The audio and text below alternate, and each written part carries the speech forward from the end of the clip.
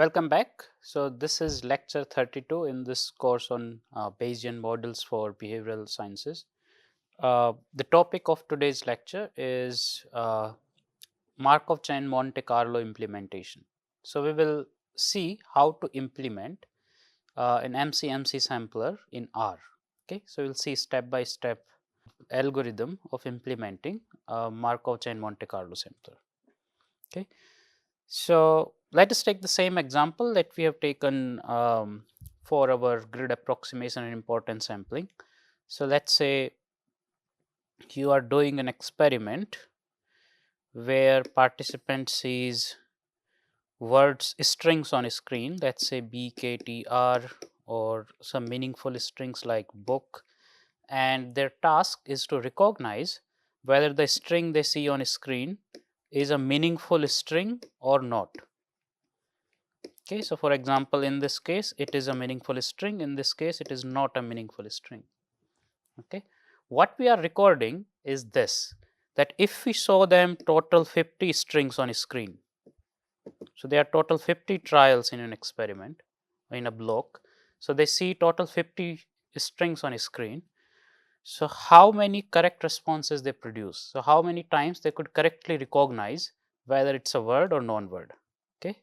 So number of correct responses, that's what we are interested in. And we repeat this experiment 5 times. So repeat this experiment 5 times. Okay. And so the data that we get is something like this. So we'll use the same data as we had before, 45, 45, 44, 43, 47, 48. So in 5 experiments, this is the data we get. So in first experiment, the participants were able to recognize 45 strings correctly, in second experiment 44, and so on. Now we assume, now in order to model this, we make these assumptions. So this is our likelihood assumption, that number of correct responses in ith trial comes from a binomial distribution with sample size 50 and underlying probability of producing a correct response theta. And we make a prior assumption about theta, that theta comes from a beta 8.2. So basically this is the prior distribution on theta, which says that value of theta is somewhere around 0.8 with some uncertainty in its value. Okay. So this is our model. These are our model assumptions. This is likelihood, this is prior. Okay. Our goal is to infer the posterior distribution of theta given the observed data, which is this. So given this data, we want to calculate posterior distribution of theta. So we saw in the analytical approach, we can derive actually the analytical posterior because we have a case of conjugate prior, because beta prior is a conjugate prior for the parameter theta of a binomial likelihood. So if we analytically derive the posterior, it would look like this. That posterior distribution of theta would be a beta distribution with underlying shape parameters being 8 plus summation of data points and 2 plus basically these shape parameters of priors, 2 plus summation of total sample size, which was 50 in each experiment, minus each data point I, and its summation from I equals to 1 to 5. So this is how we can get the analytically derived posterior. So what we are going to do now, we will analytically derive the posterior and we'll compare it with the posterior that we obtain using Markov chain Monte Carlo. So we are going to compute a posterior using Markov chain Monte Carlo sampler. So let us do this.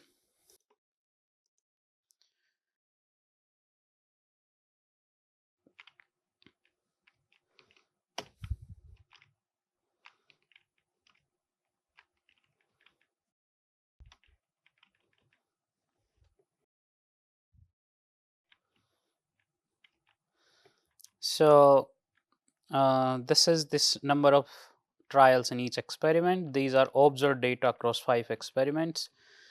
These are the shape parameters of my prior distribution on theta, which is here. So, using analytical approach, I derived a posterior distribution which looks like this. It's a beta distribution with these shape parameters. So, this is how the posterior distribution looks like. Okay.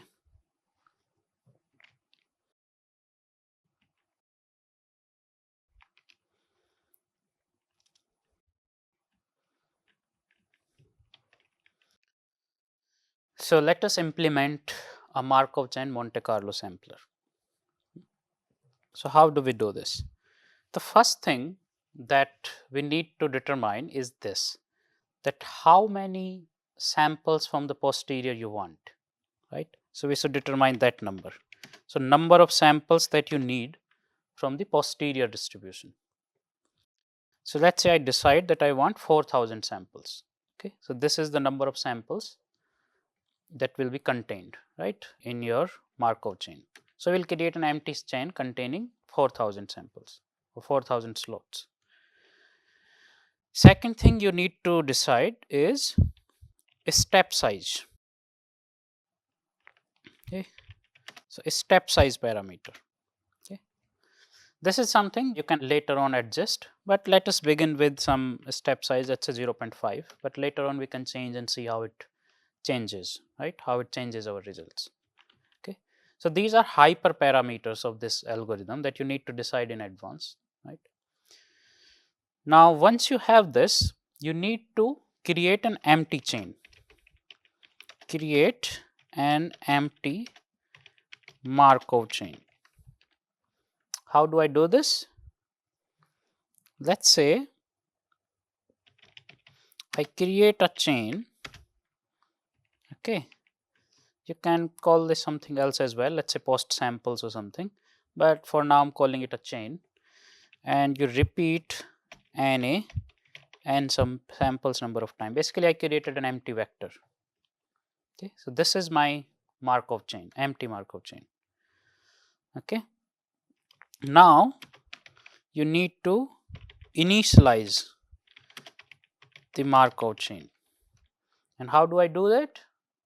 What I can do is this, that in this chain I will fill in the first slot. Basically, the first position in this chain will be taken by some sample from, let's say, the prior distribution. You can also randomly set up a value, let's say 0.5 or something, but let's say I draw a sample from its prior distribution. So, prior distribution was this. So, this will initialize my Markov chain. Okay, and this is important to assign it some random value, because if you will have multiple Markov chains in parallel, then you would want to initialize chain at different places and ensure that all chains converge even if they initiated at different places, so that there is no bias due to initialization step of the chain. Okay, I will show you how what it means for chains to converge and mix, right. For now we are just starting with a single chain, not multiple chains. So, this is fine. Now, we need to evolve this Markov chain using proposal generation, proposal evaluation, and then acceptance and rejection of proposals. So, how do we do that?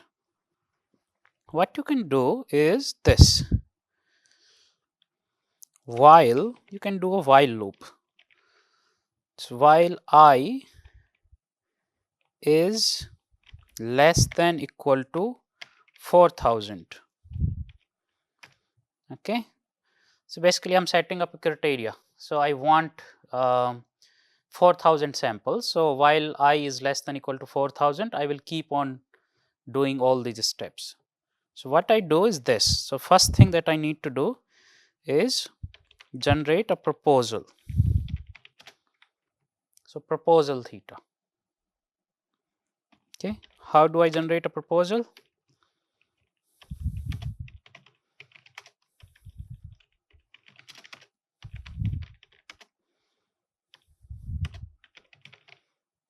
Conditional on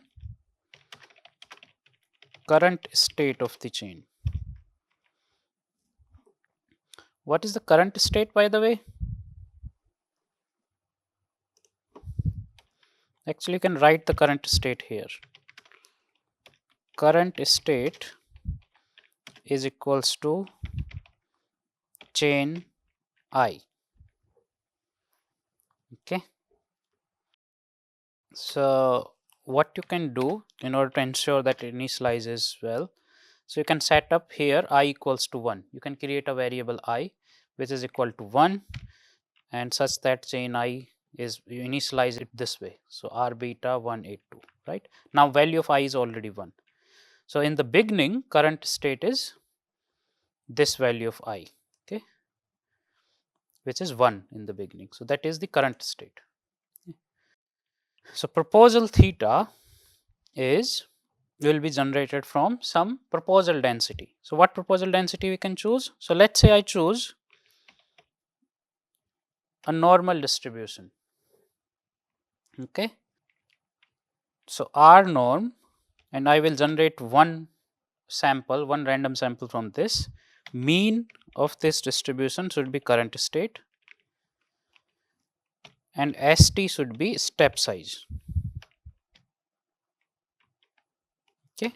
So mean should be current state, ST should be step size. But there is a problem. Can you figure out what is the problem in this proposal density? The problem is this, that this parameter theta here, so for this parameter we are doing all this sampling, this theta can only take values between 0 and 1, right? That means R norm, which can give you negative values as well as values greater than 1, can sometimes give you values which are greater than 1 or less than 0. So we need to truncate this distribution, right? So in order to do that, what you can do instead is use a library called library trunk norm.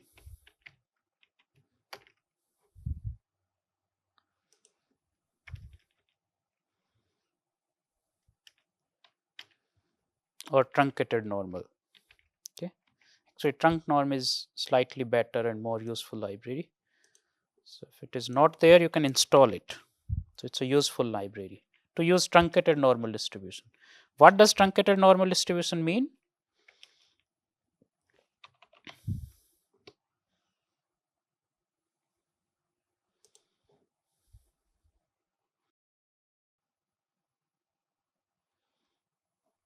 I think it's not available here. So I'll use truncated normal. So truncated normal distribution means that it's a normal distribution, but it has some lower bound and upper bound. So for example, let's say it is a normal distribution, but it is cut at these boundaries. So let's say this is the mean, there is some standard deviation, but it is cut between two bounds A and B. All right. So rather than generating from norm, I will generate from RT norm. Okay.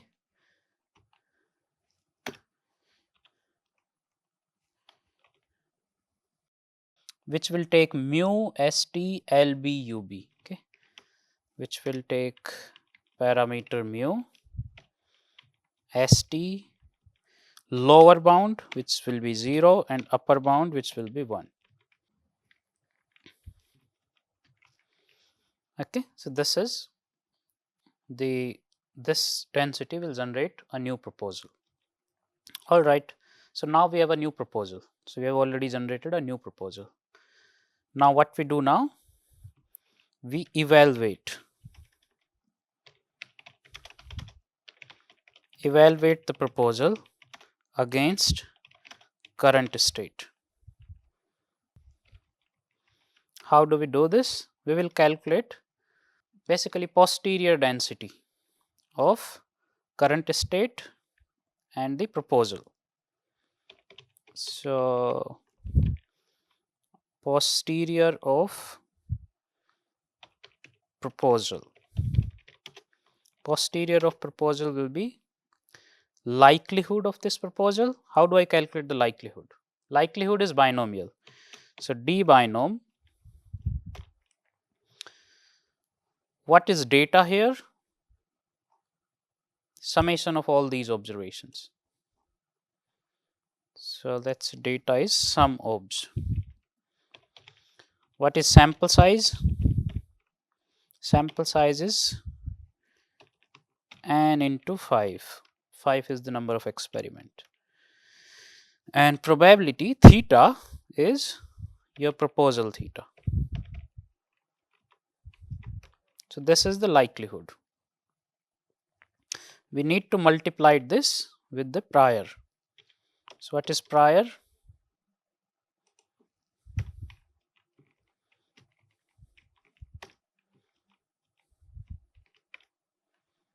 Sorry.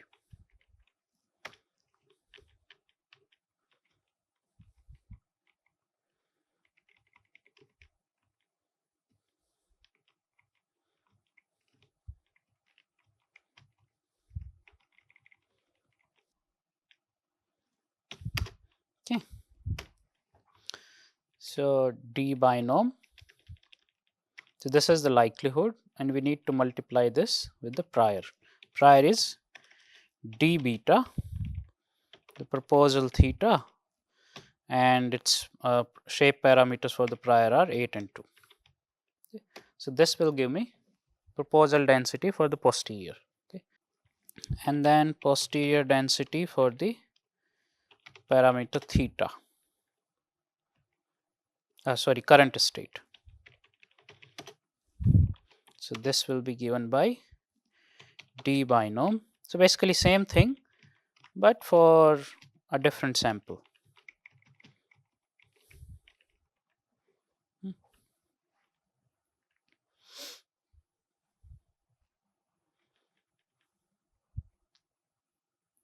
Okay. If you want to calculate them separately, and that might be useful later on, if you want to do model comparison or something else, you can do it separately as well. First calculate likelihood of the proposal, right? So, I will going to separately calculate prior and likelihood, and then separately calculate prior density of proposal, which is this, then likelihood of the current state of the chain, which is this. Okay. And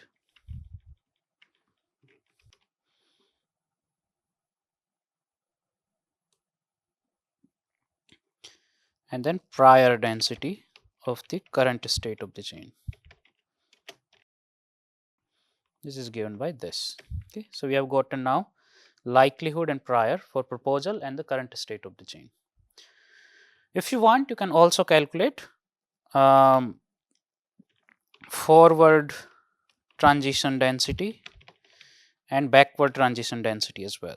So, probability density of producing the proposal, basically D norm, right?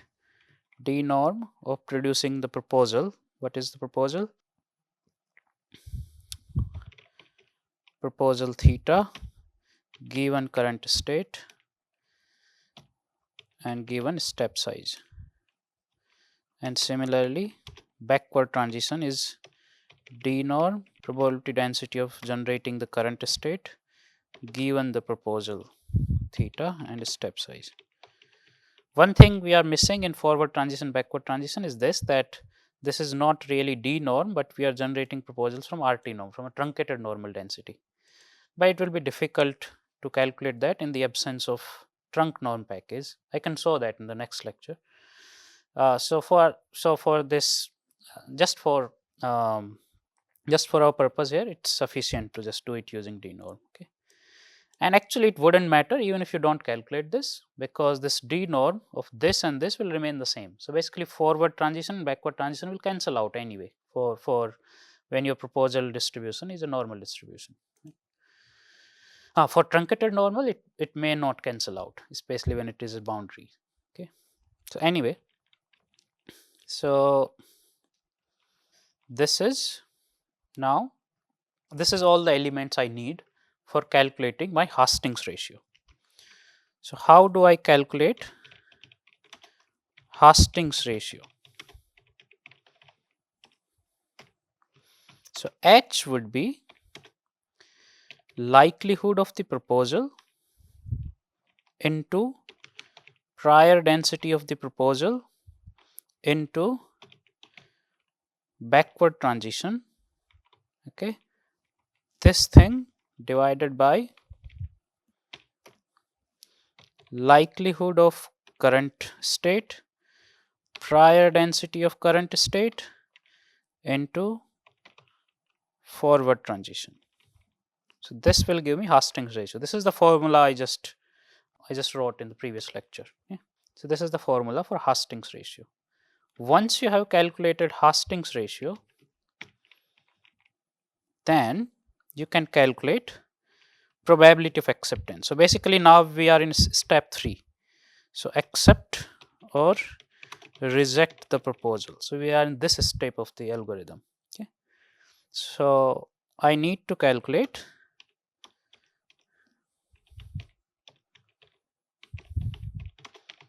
probability acceptance. How do I do that? So P, let me call it P accept. P accept will be minimum of 1 and H. I just want to ensure that this function works. Let's say if I calculate minimum of 1 and 2, does it work? Yes, it works. So this will give me probability of acceptance. Now based on this probability of acceptance, I will randomly draw acceptance criteria from a binomial distribution. Okay.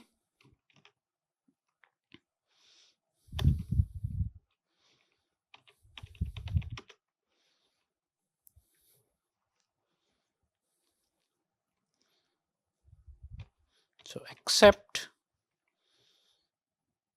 I will draw from R burn. So not I binom, R burn.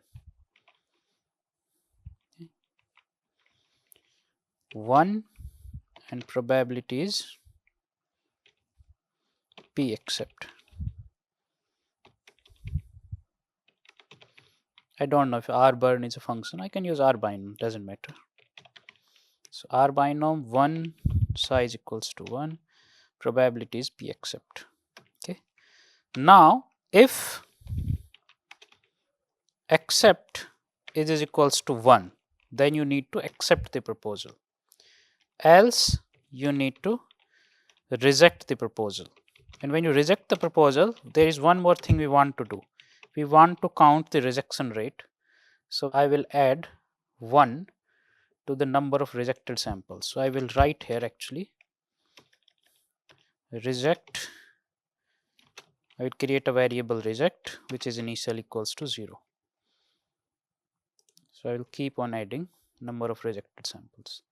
But if it is accepted, then what I will do is this, that I will update I. Okay. So now I will update I such that new I is equals to I plus 1. Okay. So and I will update my chain. Okay. Let me call it theta chain, so that way it will be clear. So theta chain. So I'll update my Markov chain, theta chain, such that theta chain I, because now it has become I plus 1 anyway. So theta chain I would be equal to proposal theta. Else you don't do anything, and if you want you can just say that theta chain I, because I is also not being updated, remains the same current state, right? But you don't need to write this because anyway you're not going to do anything. Okay. So this code I have written for implementing a Markov a Metropolis Hastings algorithm, which will collect 4,000 samples from the posterior. So, basically this loop will run until you have collected, until you have accepted 4,000 samples, right. So, this loop will will run until then, okay. And in each iteration you are first collecting the current state of the chain, then you are generating a new proposal based on current state and your step size, then you are evaluating the new proposal using Hastings ratio, and then you calculate a probability of acceptance from Hastings ratio, and then you accept or reject that proposal based on your probability of acceptance. So, let us run this and see what happens. Okay. So, I am going to run this piece of code.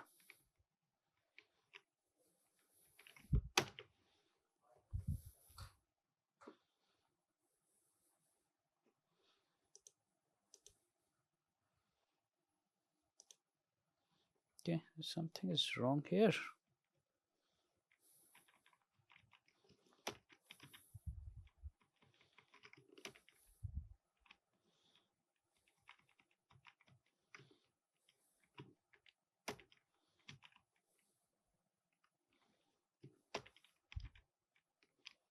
Okay. So, here it should be theta chain, not chain. Okay. Now, this should work.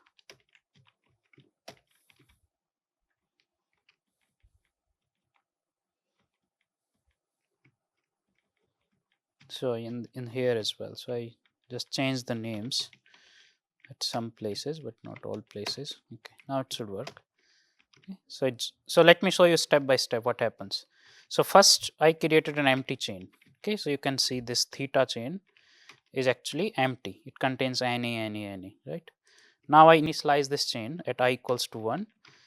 I generate a random proposal from beta. So, it gives me this sample 0.87. So, this will become now the current state of the chain. So, I have initialized this chain at 0.88. So, this is the current state now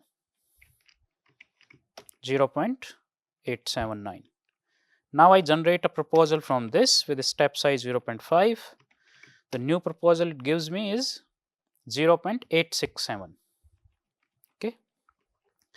Now, I calculate likelihood prior for both current state and for the proposal, and also forward backward transition kernel. And now, I calculate Hastings ratio. So, Hastings ratio comes out to be 1. So, that means the proposal that you generated has higher posterior density. So, as a result, probability of acceptance will also come out to be 1, and you should accept the proposal. Okay, so, you will end up accepting the proposal, and we keep on doing this again and again until you have collected 4,000 samples. So, let me show you the final result. Oh.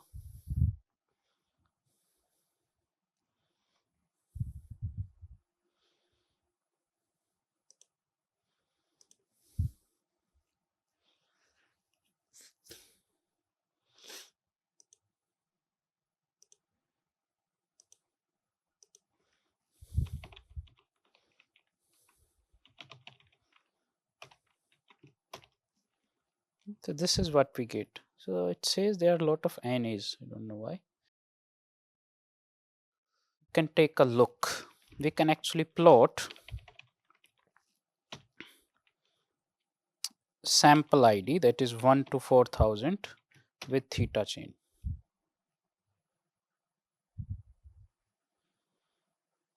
So, there is no sample after this.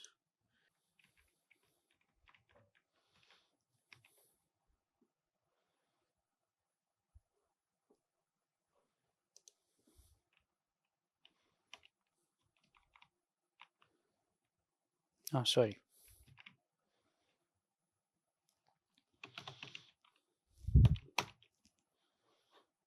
There are a lot of NAs. Okay, after 13. I don't know why.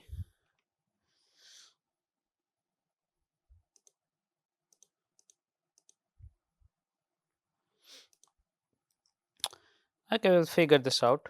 But the main point is that so this is the approach you can use to draw samples from your posterior distribution. Okay, so these are the steps. Okay, so in next lecture we will run this code. So basically we will sample for multiple Markov chains in parallel, and we will compare, we will visualize those Markov chains using ggplot, and we will change the step size parameter to see how it would affect our posterior recovery and other things, for example whether chains would converge or not, right. So next lecture we will do some convergence diagnostics of Markov chains when we do Markov chain Monte Carlo sampling. Okay, we will resolve this issue why we were not able to sample all this. Okay, all right. So I will stop here. In the next lecture, we will do MCMC diagnostics. Okay, all right. Thank you.